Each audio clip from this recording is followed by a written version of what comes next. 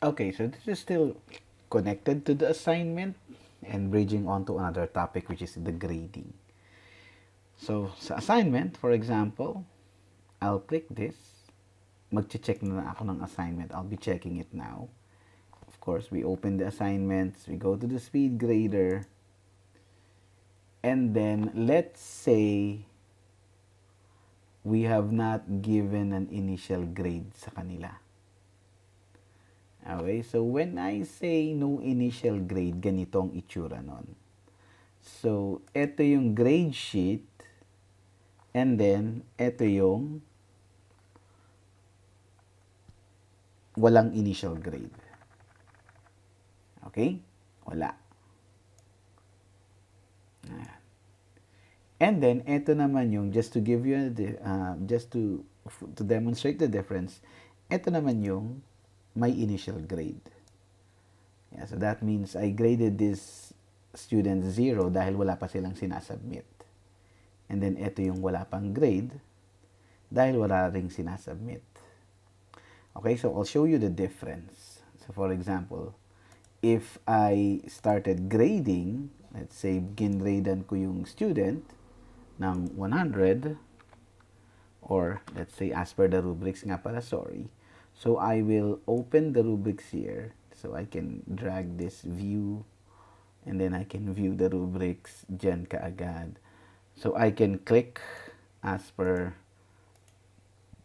the rubrics, and then the total will appear here. Okay? Submit the assessment.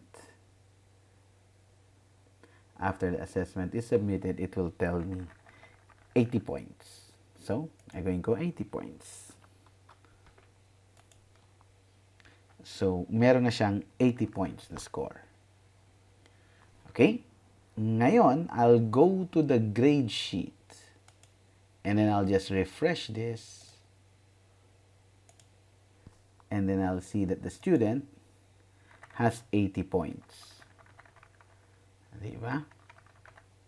And it is a class plate. No? So that would mean 80 points siya. Mataas yung score niya kaagad. Mataas agad yun. Right?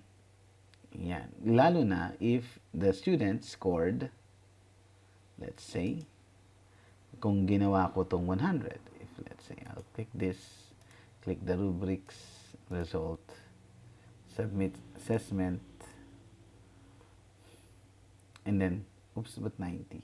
Oops, ito pala. Ayan, sorry. So, it's 100 point na. Submit assessment. And then, I'll change this to 100. And then, the student will see here, sa grade sheet niya, refresh, makikita niya 100 kaagad. Diba? It's 100 for that plate. Pero, if you drag onto the result, ito kasi yung lalabas sa EduSuite. And makikita niya 100 na kaagad yan. Or 4, let's say. Okay? So, dito ngayon tayo nagkaka-problem. Bakit? When we go to the next plate, for example, I'll just grade this directly for the purpose of demonstration.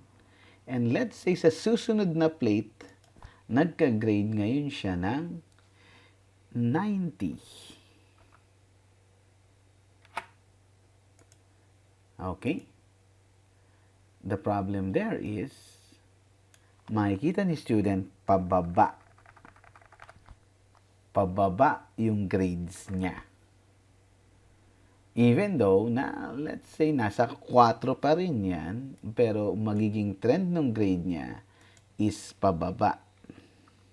Kasi naka 60 siya rito. So, magugulat yon, how come? Noong una, mataas yung grade niya and then bumaba. That is why it is preferable na ang grades natin ay may default 0. So, you need to grade them by 0 kaagad. Kahit wala pa silang sinasubmit, gradean nyo na kaagad ng 0. So that the total here is going to be 0. And even if, for example, lalagay ko sa test student, even if maglagay ako ngayon dito ng mga hundreds, as you can see, pataas ngayon yung trend ng grade niya. Let's say maglalagay ako dito ng 100. The grade trend is going up. So the student will see that his work or her work is improving. Diba? So, ganoon. So, make that grade or have that grade default into 0. So that you will be on the safer side and it will be easy to explain that your grades are progressing or these are the result of your grades or of your submissions.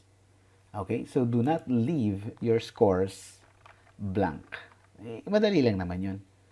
Upon creating the assignments, you just type in 0 for each slot here. Para nakaset na kaagad siya. Okay, so as you can see here, ayan o, nagko-compute na kaagad siya. Diba? Ganoon. Para pag nilagyan ng grade later on, it will be increasing. Okay? Next.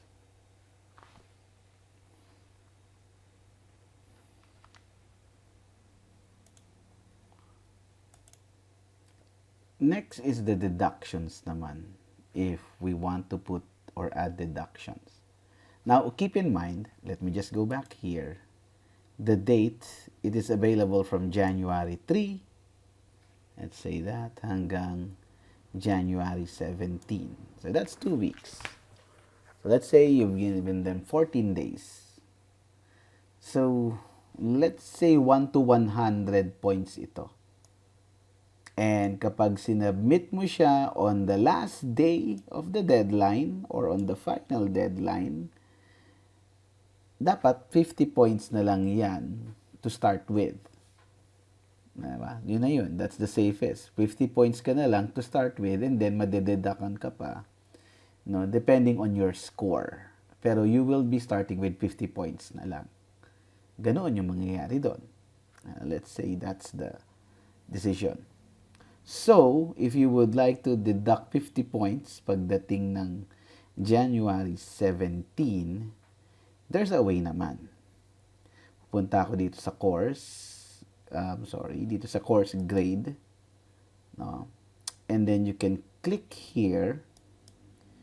Yan. And then makikita ninyo rito, automatically apply deduction on late submissions. You can check that.